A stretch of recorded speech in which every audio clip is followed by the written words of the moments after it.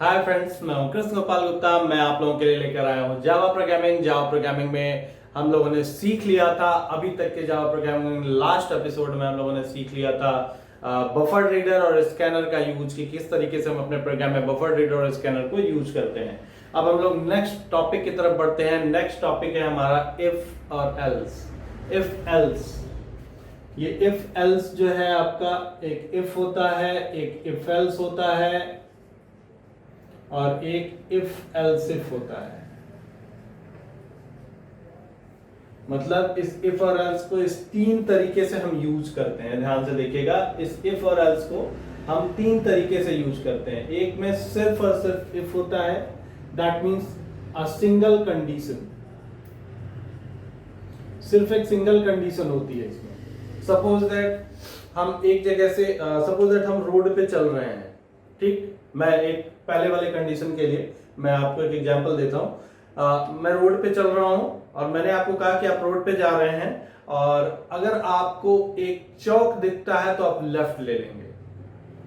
Understand? ये single condition हो गई। इसके अलावा मैंने कुछ भी नहीं बोला आपको। जब तक आपको चौक मिले ना मिले ये मतलब नहीं है। जब चौक मिलेगा तो आपको लेफ्ट टर्न ले लेना है। तो ये एक सिंगल कंडीशन थी। इसके अलावा अगर नहीं मिलता है तो कोई दूसरा ऑप्शन मैंने आपको नहीं दिया है। ओके, दूसरा है हमारा इफ एल्स। इसमें single condition with option, single condition with option means, single condition with option का मतलब ये हो गया कि कंडीशन तो एक ही है, कंडीशन तो एक ही है कि अगर आपको चौक मिलता है तो आपको लेफ्ट लेना है।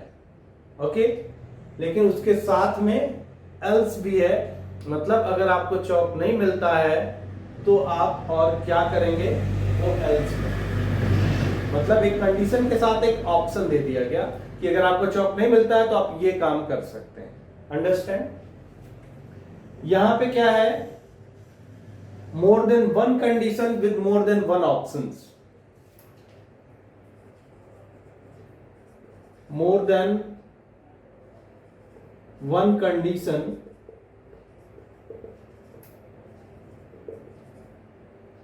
with more than one option।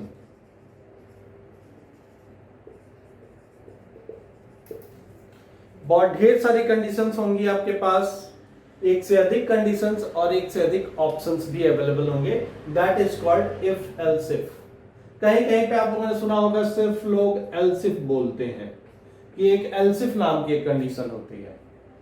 ये एल्स इफ जो है ये इसी का ही पार्ट है, क्योंकि जब हम लिखते हैं तो ऊपर वाली कंडीशन में हमने इफ लिखा और इफ के बाद ये कंडीशन आपकी क्लोज होगी, क्लोज होते ही तुरंत फिर उसके बाद इसी इफ का ये एल्स इफ आता है। इस वजह से लोगों को ये लगता है कि एल्स इफ नाम का भी कुछ होता है। ये यही है, इसी का ही पार्ट है जो एल्स इफ के नाम से ज्यादातर दिख जाता है। अंडरस्टैंड? तो ये तीनों चीजें समझ में आ गई आपको। अब इसको हम एक एक करके एक्सप्लेन कर लेते हैं कि इफ की कंडीशन हम कहां लगाएंगे, कैसे लगाएंगे। सपोज दैट मैं एक प्रोग्राम आपको दे रहा हूं, मैं एक प्रोग्राम कर रहा हूं, यहां पे ध्यान से देखिएगा। हमने condition the, if student marks, student का मार्क्स जो है वो ग्रेटर देन 40 है। हमने आपको यहां पे कंडीशन में क्या दिया है, greater than 40, marks of the student is greater than 40, then it will be pass. सिर्फ इतनी ही कंडीशन मैंने दी है आपको। तो ये किस में आएगा, फर्स्ट में, सेकंड में या थर्ड में? ये फर्स्ट में आएगा। क्यों? क्योंकि यहां पे कोई ऑप्शन हमने नहीं दिया। अगर हम इसकी बात करें, इस कंडीशन के बेस पे अगर आपको एक प्रोग्राम बनाना हो, इस कंडीशन के बेस पे अगर आपको एक प्रोग्राम बनाना हो तो आपका प्रोग्राम कैसा होगा। क्लास हमने एबीसी करा, वॉइड मेन हमने ले लिया, और अभी हम फिलहाल यहाँ पे एग्जांपल के तौर पे हम यहीं पे ले लेते हैं, वॉइड मेन के अंदर ही, पैरेंथेसिस के अंदर ही ले लेते हैं वैल्यू, ताकि हमारा टाइम बच सके। इसके बाद हमने करना क्या है, INTM जो यूजर से मिल रहा है, इसको आप स्कैनर के थ्रू या बफर रीडर के थ्रू भी आप पूरा प्रॉपर एक वो लेकर के भी आप कर सकते हैं, मैसेज पास करके फिर वैल्यू एक्सेप्ट करा सकते हैं। तो ये आप कराएंगे, लेकिन फिलहाल हम लोग यहाँ पे अभी टाइम बचाने के लिए हम लोग इसको यूज कर रहे हैं। INTM हमने लिया, अब यहाँ पे जैसे वैल्यू इस m में आएगी तो हम उसको वैल्यू को हमको क्या करना है, चेक करना है कंडीशन से। इफ m क्या है, वही बच्चे का मार्क्स, जो बच्चे जितना मार्क्स पाया हुआ है वो मार्क्स इस m में स्टोर्ड है। तो यहाँ पे हमने condition they the if m is greater than 40, अगर m की वैल्यू 40 से ज्यादा है, अगर m की वैल्यू 40 से ज्यादा है तो हम यहाँ क्या लिखेंगे, system dot out dot print ln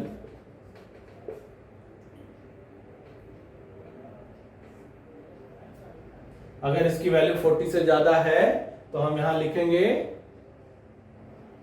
sorry हाँ, पास। हमने ये प्रोग्राम कंप्लीट कर लिया।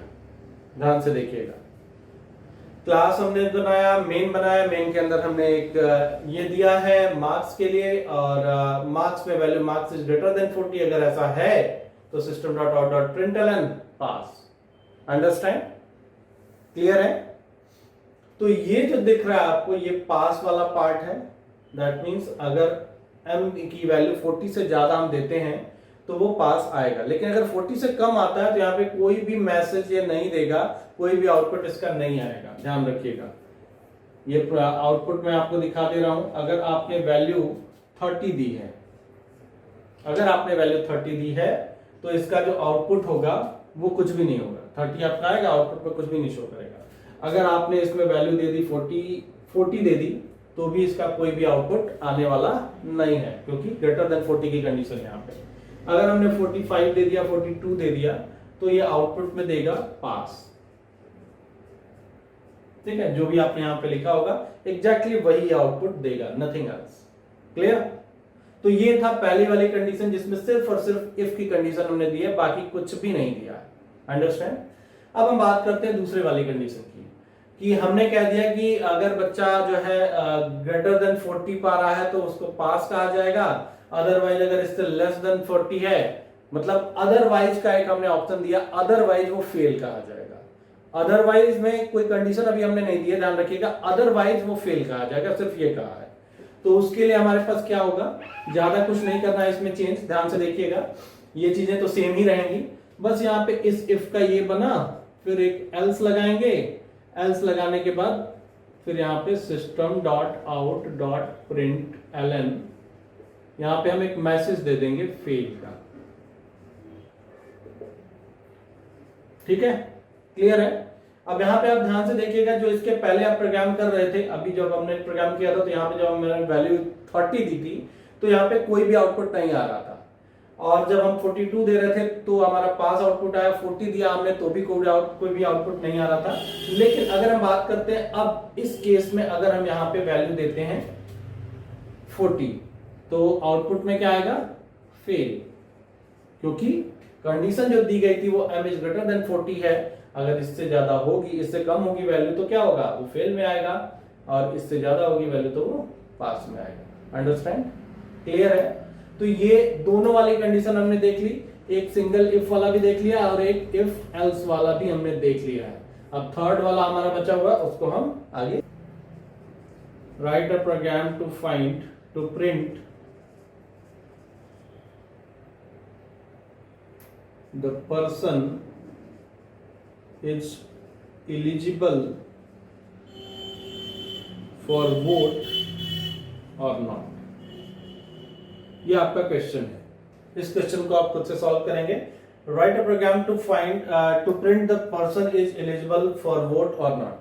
जो पर्सन है वो वोट के लिए एलिजिबल है या नहीं है वो आपको फाइंड आउट करना है। जो कंडीशन यहाँ पे है, कंडीशन ये है कि जो एज होगी बंदे की, यूजर से आप क्या लेंगे, यूजर गिवन क्या है, एज यूजर गिवन है, और कंडीशन आपकी है कि एज इज ग्रेटर देन 18 है, ग्रेटर देन इक्वल टू 18 है, तो वो क्या है, एलिजिबल होगा,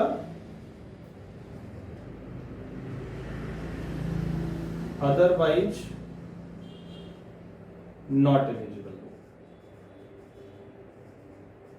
ये मैसेज आपको प्रिंट कराना है इस प्रोग्राम के अंदर।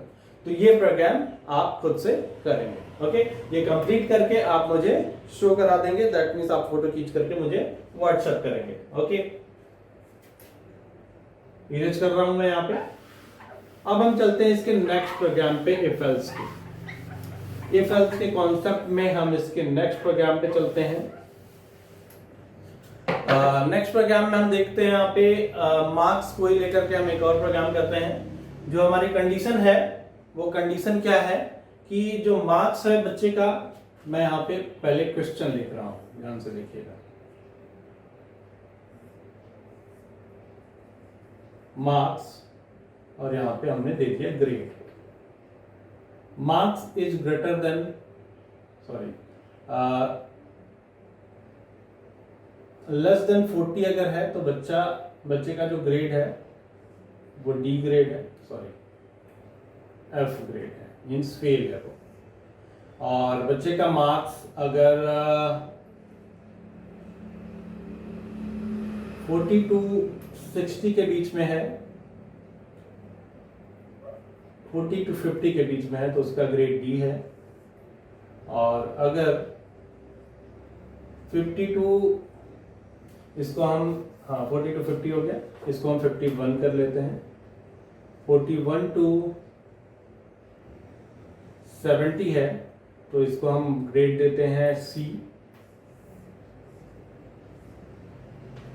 71 to 90 है तो हम इसको ग्रेड देते हैं बी।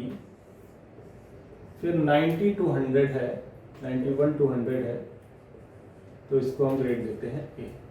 ये है आपका क्वेश्चन। अब इस क्वेश्चन को आप किस तरीके से सॉल्व करेंगे ये आपको देखना है, अंडरस्टैंड। तो ध्यान से देखिए, यहाँ पे हमने यहाँ पे क्वेश्चन दिया है मार्क्स इज लेस देन 40, तो एफ प्रिंट करेगा, एफ ग्रेड। और 40 to 50 के बीच में है तो डी ग्रेड प्रिंट करेगा।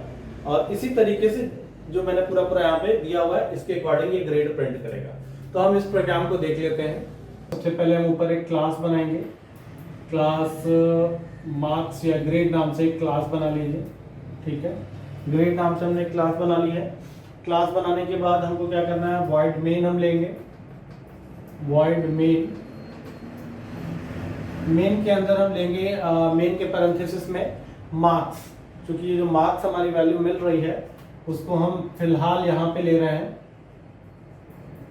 लेकिन आपको यहाँ नहीं लेना है, आपको स्कैनर के थ्रू ये प्रोग्राम करना है, प्रॉपर मैसेज पास करके। हमारा टाइम यहाँ पर बचे इसलिए मैंने यहाँ ले लिया है, ठीक है, लेकिन आप इसको स्कैनर से करेंगे, ओके। एंड देन आफ्टर यहाँ पे क्या होगा, मार्क्स हमको मिलेगा, इस मार्क्स में जो वैल्यू है वो पहली कंडीशन में जाएगी। तो हमारे यहाँ पे कंडीशन जो सबसे पहली लगेगी वो क्या है, if marks is less then 40, marks is less then अगर 40 है तो मैं यहाँ पे SOPLN लिख रहा हूँ, लेकिन आपको क्या लिखना है, system.out.println लिखना है। तो यहाँ पे आएगा ग्रेड एफ ग्रेड में वैल्यू हमको मिल रही है, अंडरस्टैंड। फिर एल्स में हम आएंगे, फिर दूसरा इफ लगेगा। यहाँ पे ध्यान दीजिएगा हम क्या लगा रहे हैं और कैसे लगा रहे हैं। फिर से हम marks is greater than equal to 40, क्योंकि इक्वल टू यहाँ पे भी नहीं है तो हमको यहाँ पे लेना होगा, okay. And marks is less than 50, less than equal to 50। और यहाँ पे डबल ब्रैकेट लगेगा, क्योंकि एक ब्रैकेट इसके लिए और एक ब्रैकेट इन दोनों के होल के लिए, क्योंकि इनके बीच में एंड की कंडीशन लगी हुई है। जब भी हमें ऐसे दो वाली कंडीशन लगानी होती है तो उस तरीके उसका लिखने का जो सिंटैक्स होता है वही होता है, इस तरीके से हम उसको लिखते हैं। इसमें फिर आप SOPLN लेंगे, कौन सा ग्रेड आएगा आपका, ग्रेड डी, ठीक है। एंड देन आफ्टर एल्स आएगा, फिर से इफ आएगा। फिर हम यहाँ पे लेंगे marks is greater than 50 and marks is less than equal to 70, double bracket, understand. और फिर यहाँ पे SOPLN क्या आएगा आपका, grade C, understand. Then after फिर एल्स आएगा, फिर उसके बाद इफ लगेगा और फिर यहाँ पे हम मार्क्स को कंपैरिजन करेंगे। Marks is greater than 70 and marks is less than equal to 90, double bracket, और यहाँ पे double bracket, understand. And then after SOPLN में आप लिखेंगे ग्रेड बी। अंडरस्टैंड? फिर से एल्स आएगा, फिर इफ आएगा, next condition and last condition, marks is greater than 90 and marks is less than equal to 100। अगर ऐसा आता है तो SOPLN आप लिखेंगे ग्रेड ए। अंडरस्टैंड? ये मैंने मेन क्लोज किया और ये आपका मैंने क्लास क्लोज कर लिया। ये आपका पूरा पूरा कंप्लीट प्रोग्राम इसका हो गया। ठीक है, क्लियर है? इसका आउटपुट आप इसी के अकॉर्डिंग देखेंगे। One thing more is that here, यहाँ पे आप देख रहे हैं 40 to 50 हमने लिया था, तो 40 को हमने इसमें ले लिया इक्वल टू करके और 50 को भी इक्वल टू करके ले लिया। सेम वही चीज यहाँ पे देखिए 51 to 70 हमने लिया है, मतलब यहाँ पे 51 का केस है, तो हमने यहाँ पे ग्रेटर देन 50 लिया है, तो ग्रेटर देन 50 भी हम ले सकते थे। अदरवाइज अगर आप चाहें तो ग्रेटर देन इक्वल टू 51 भी लिख सकते हैं, ये आपकी मर्जी है। अंडरस्टैंड? क्लियर है? ये पूरा पूरा प्रोग्राम आप लिख लेंगे और अगर कोई कंफ्यूजन होगा तो आप पूछ सकते हैं। Okay, thank you. ये आपका नेक्स्ट प्रोग्राम है, यहाँ पे देख सकते हैं आप इफ एल्स बेस्ड पे नेक्स्ट प्रोग्राम में यहाँ पे दे रहा हूँ। अमाउंट दिया हुआ और डिस्काउंट दिया है। सपोज दैट एक बिल्कुल नॉर्मल सी और बिल्कुल रियल लाइफ एग्जांपल मैं आपको यहाँ पे दे रहा हूँ, उसके क्वेश्चंस हैं। सपोज दैट आप कहीं पे भी परचेजिंग के लिए जाते हैं, कुछ सामान परचेज करने, बहुत सारे मॉल्स हैं, बहुत सारी जगहों पे आपने देखा होगा ऑफर चल रहे होते हैं। तो ऑफर जो चल रहा है, ऑफर यहाँ पे भी वो ऑफर चल रहा है। ऑफर में क्या है कि आपकी जो परचेजिंग अमाउंट है, purchasing amount less than equal to 10,000 है। अगर आपने 10,000 से कम का सामान खरीदा है, 10,000 या 10,000 से कम का सामान खरीदा है, परचेज किया है, तो आपको टोटल होल अमाउंट पे जो डिस्काउंट होगा वो आपका 10% का मिलेगा। देन आफ्टर सेकंड कंडीशन में क्या कहा जा रहा है, 10,001 से लेकर के 30,000 तक का अगर आपने अमाउंट खरीदा, अमाउंट का अगर परचेजिंग करा है आपने, तो आपको जो डिस्काउंट मिलता है 15% का मिलता है। और अगर इससे भी ज्यादा 30,000 से अबव अगर आपने परचेजिंग करी है, कुछ भी अमाउंट हो, 30,000 से अबव की परचेजिंग अगर आपने करी है, तो आपको 20% का डिस्काउंट मिलता है। ये आपका ऑफर वहां पे चल रहा है। अब ये जो ऑफर चल रहा है, तो इस ऑफर का सॉफ्टवेयर जो उनके पास होगा, इस ऑफर बेस्ड पे उन्होंने एक सॉफ्टवेयर फीड करा होगा, सॉफ्टवेयर बनाया होगा अपने पास, उनके पास जो होगा, उस सॉफ्टवेयर में जो प्रोग्रामिंग होगी, वो प्रोग्रामिंग किस तरीके से की गई होगी, वही प्रोग्रामिंग हम यहाँ पे अभी करेंगे। ठीक है, तो वो कैसे कर रहे हैं ध्यान से देखिए। अब इस प्रोग्राम के अकॉर्डिंग, अभी तक इसके पहले वाला जो आपने प्रोग्राम देखा था जिसमें ग्रेड दिया हुआ था और ये सारी चीजें दिख रही थी आपको, मार्क्स के अकॉर्डिंग तो ग्रेड शो हो रहा था, तो उसमें क्या था कि आपको सिर्फ और सिर्फ शो करा देना था, लिख करके एक सिंगल लाइन में सिर्फ शो करा देना, grade this grade this grade this. उसमें कोई ऑपरेशन परफॉर्म नहीं करना था। जबकि यहाँ पे क्या है कि आपको ऑपरेशन परफॉर्म करना है। आपको यहाँ पे यूजर गिवन क्या है वो भी मैं यहाँ पे लिख दे रहा हूँ, जिससे आप कंफ्यूज ना हो। यूजर गिवन यहाँ पे अमाउंट होगा, यूजर अमाउंट देगा, और फाइंड आउट क्या करना है, find and print. Find and print आपको क्या करना है, फाइंड और प्रिंट के लिए जो डिस्काउंट अमाउंट है उसको प्रिंट कराना है, और पेएबल अमाउंट है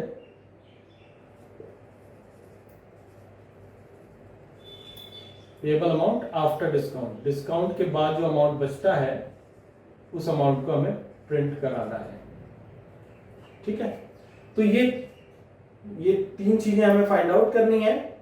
दो चीजें, डिस्काउंट अमाउंट और पेएबल अमाउंट, और दूसरा आपका यूजर गिवन क्या है, अमाउंट है। Sir clear?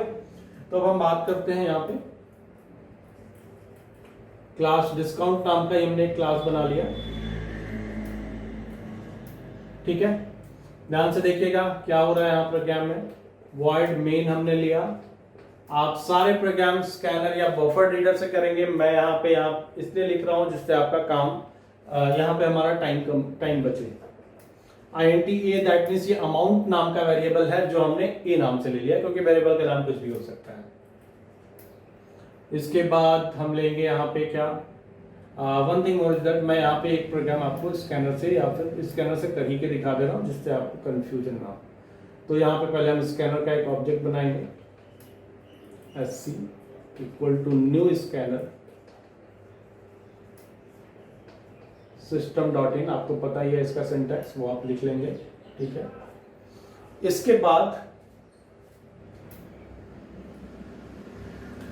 बाद हमें क्या करना होगा, SOPLN मैसेज पास करना होगा, पीच एंटर अमाउंट। अमाउंट नाम का एक वेरिएबल आप यहां पे डिक्लेयर कर लीजिए मेन में, ठीक है। Please enter amount. अमाउंट जो यूजर ने दिया वो अमाउंट कहां जाएगा, इस ए नाम के वेरिएबल में स्टोर होगा, sc.nextInt। अंडरस्टैंड? sc.nextInt के थ्रू ये वैल्यू स्टोर होकर के ए में चली गई। अब इस ए पे ही हम क्या करेंगे, कंडीशन देंगे। इफ ए, पहली condition is less than equal to 10,000, अगर ऐसा है, if A is less than equal to 10,000 है, तो हम क्या करेंगे, यहां पे सिर्फ हमें प्रिंट तो करना नहीं है, हमें क्या करना है, डिस्काउंट निकालना है, फिर पेएबल अमाउंट निकालना है। तो यहां पे एक डी नाम का भी हम वेरिएबल ले लेते हैं, इसको हम कर लेते हैं फ्लोट ए, और एक डी और एक पीए ले लेते हैं, पेएबल अमाउंट नाम का एक वेरिएबल। तीन वेरिएबल, एक अमाउंट, दूसरा डिस्काउंट और तीसरा पेएबल अमाउंट, तीन हमने वेरिएबल डिक्लेयर कर लिया होगा। A equal to less than equal to 10,000 हमने लिखा, तो लेस देन इक्वल टू 10,000 लिखा, तो हमें पहले डिस्काउंट निकालना होगा। डी इक्वल टू, इसका 10% डिस्काउंट होगा, तो amount multiplied by 10 divide by 100, ये इसका फॉर्मूला होता है डिस्काउंट का, आपको अच्छी तरह से पता है। D means discount equal to A, that means amount multiplied by 10% divide by 100। तो जो वैल्यू आएगी वो किस में स्टोर हो जाएगी, D में। तो यहाँ पे हमको क्या करना है, SOPLN प्रिंट कराना है, मैसेज के साथ प्रॉपर हम प्रिंट कराएंगे डिस्काउंट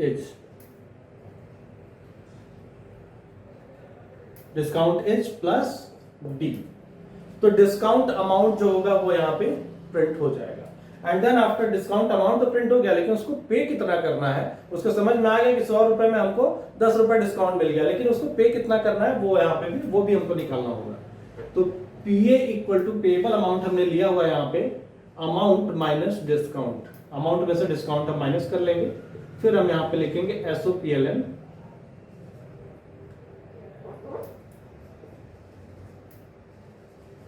पेएबल अमाउंट इज, फिर हमने यहां पे प्रॉपर मैसेज पास किया और यहां पे पीए लिख दिया। अंडरस्टैंड? क्लियर? अब इसके बाद आप देख रहे हैं यहां पे पहली वाली कंडीशन में जो भी हमको निकालना था वो हमारा निकल चुका, हमने प्रिंट भी करा दिया, हमने डिस्काउंट भी प्रिंट करा दिया, पेएबल अमाउंट भी प्रिंट करा दिया।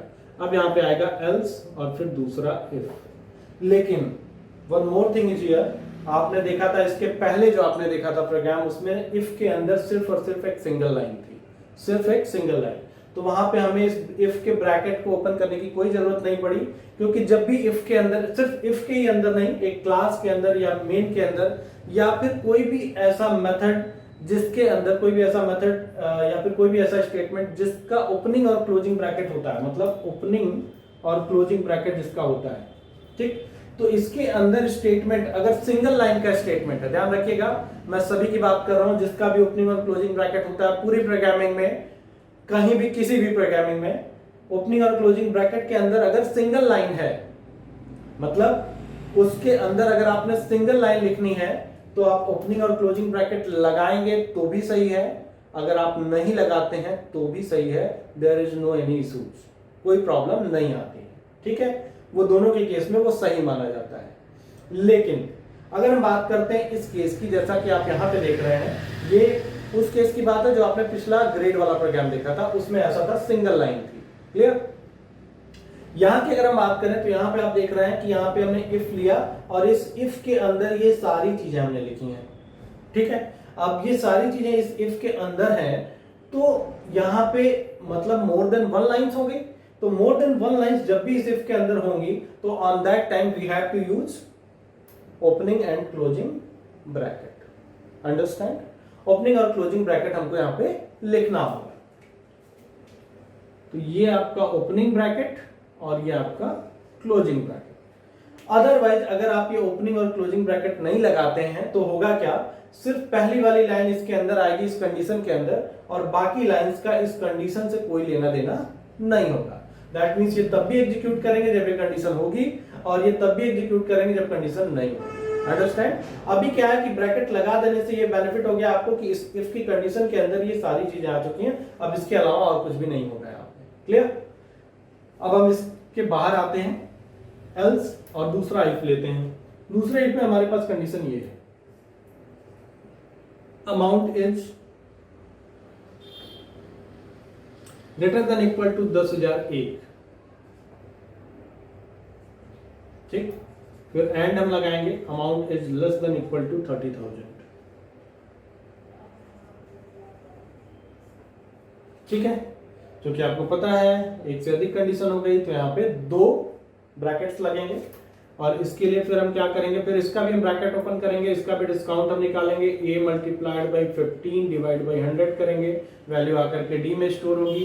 फिर यहाँ पे SOPLN मतलब system dot out dot println discount is plus d। फिर PA payable amount equal to amount minus discount, फिर SOPLN payable amount is proper message के साथ PA हम यहाँ पे प्रिंट करा लेंगे। अब ये वाला इफ भी आपका हो गया क्लोज। अंडरस्टैंड? ये वाला इफ भी आपका हो गया क्लोज। इसके बाद का जो पार्ट है वो हम यहाँ पे देखते हैं। तीसरा इफ, एल्स इफ। अब ये वाली कंडीशन हमारे पास बची है, amount is greater than equal to, हम यहां नहीं लगाएंगे क्योंकि इक्वल टू हमने यहाँ पे लगा लिया, और यहाँ पे भी एबव लिखा हुआ है सिर्फ। ग्रेटर देन 30,000 अगर ऐसा है तो फिर से हम यहाँ डिस्काउंट निकालेंगे, discount equal to amount multiplied by 20 divide by 100, SOPLN discount is plus D। फिर PA equal to amount minus discount, SOPLN payable amount is plus, हमने यहाँ पे PA लिख लिया। अब इसको मैंने क्लोज किया, वॉइड मेन ऊपर से, और फिर मैंने क्लास को क्लोज किया है। ध्यान से देखिएगा, ये जो पार्ट आपको दिख रहा है ये पूरा प्रोग्राम आपका हो चुका है कंप्लीट। ये आपका प्रोग्राम कंप्लीट हो गया। इस प्रोग्राम का आउटपुट, इस प्रोग्राम का ये इस गिवन क्वेश्चन का ये वाला प्रोग्राम था आपका। ठीक है, अब इसमें भी अगर आपको कोई कंफ्यूजन होती है तो आप पूछ सकते हैं। वैसे तो मुझे लगता है कोई कंफ्यूजन नहीं होनी चाहिए, लेकिन फिर भी अगर आपको कोई कंफ्यूजन होती है तो आप इसको पूछ सकते हैं। अंडरस्टैंड? नेक्स्ट प्रोग्राम मैं आपको यहाँ पे राइट करके दे रहा हूँ, और ये प्रोग्राम आपको करके मुझे सेंड करना है। ज़्यादा कुछ नहीं है, करीब करीब सेम है उसी के तरह का जो प्रोग्राम अभी आपने देखा था। यहाँ पे बस इतना डिफरेंस है कि ये एक सेल्समैन है, सेल्स पर्सन है, वो जो है अमाउंट की सेलिंग करता है। जितने अमाउंट की सेलिंग करता है उसके अकॉर्डिंग उसका कमीशन बनता है। तो सेलिंग अमाउंट यहाँ पे होगा और उसका कमीशन होगा। सेलिंग अमाउंट उसका जो है अगर लेस देन 20,000 है तो उसका जो कमीशन है वो 10% का है। अगर 20,000 1 से लेकर के अगर 30,000 तक का है, 50 का करते हैं, तो उसका जो कमीशन है वो 20% का है। और अबव 50 है, अगर अबव 50,000 है तो उसका जो कमीशन है वो 25% का कमीशन है।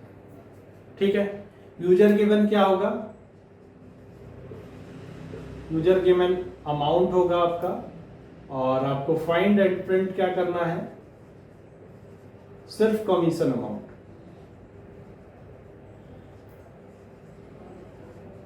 ठीक है, एक अमाउंट नाम से वेरिएबल लेंगे, एक कमीशन अमाउंट से वेरिएबल लेंगे, और इसको आप कंप्लीट करके मुझे कॉपी पे फोटो खींच के सेंड कर देंगे। Okay, thank you.